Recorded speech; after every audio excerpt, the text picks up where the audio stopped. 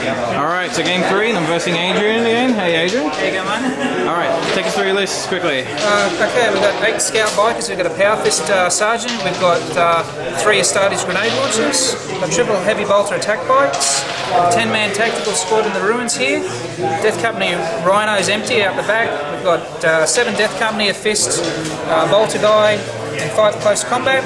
We've got Chaplain with a power fist, Corbello, Libby's in the squad on a bike. We've got 3 heavy bolter attack bikes over here. We've got a 10-man assault squad with double melter lightning claw. We've got a 10-man assault squad with flamers in reserve, and we've got a Death Company dreadnought and a drop pod coming down turn 1. Excellent. And is the swarm, so we've got the gargoyle swarmies on that side, Baymaker, all that, infiltrating genies. Alright. Alrighty, so game 3, and we got Blood Angels, and I've played Adrian before with his Blood Angels in a no-comp tournament. So another Space Marines, and I'm excited when I don't play Tower or Elder, because there's not much you can do except for when I was playing against Rod in a practice game. There's not much you can do with Tower or Elder that doesn't make it that makes it suck. It's like pretty much you can take random units from a Tower or Elder book, and it's still going to be a pretty strong army. Anyway, this mission, you can see every game actually, just placing that many models is imposing to the opponent, and I think that's a part of this swarm list. Like, it's not necessarily stronger or better than every other army. It's just that, especially like if you're versing like an elite army, you can see here you've got bikes and jump pack guys and all that, and they're coming towards me. It's a scary proposition. So just imagine if you're Adrian here and you see that and you realize to kill that you have to go forward. That's a bit unnerving, I believe.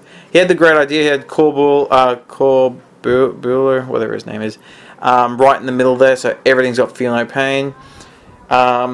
He dropped the was it the black Dread Knight dude, Death Mission dude, whatever he's called, down on the side looking for an assault to pull a big squad and just go through like a giant Hormigron squad or what's it called, a Gargoyle squad, which he does manage to do eventually.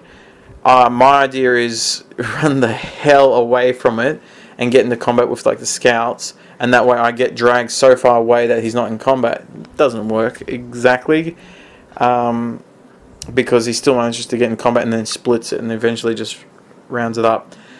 Here I'm trying to do a long range charge with my Turvagon into, and like this is through terrain. It's an 11-inch charge through terrain into that thing. What was it called? Adrian called it the Blender Dread.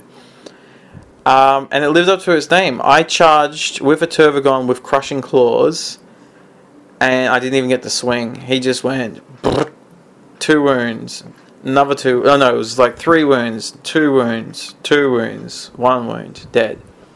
Something like that. It was just literally, and I was not expecting it. It was like, it unnerved me a lot. So for about 5 minutes, I was like, what the hell just happened there?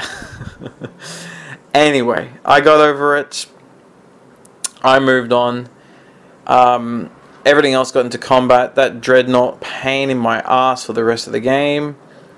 I don't think, apart from my Hive Tyrant, I don't think anything my army could have done with it. Because like if you try and like you know, tie it up with a huge unit of Gaunts, that doesn't work, because it killed like 8 to 10 Gaunts every single combat round. Like Gargoyles, you'll see in the next combat round, it's just, I'll be taking a handful off. It's, you know, like hitting on 3, because it's got like weapon skill 5 or something like that, and it has base 3 or 4 attacks or something stupid, and then wounding on 2s with Shred, so re-rolling that, and then every wound it gets another attack.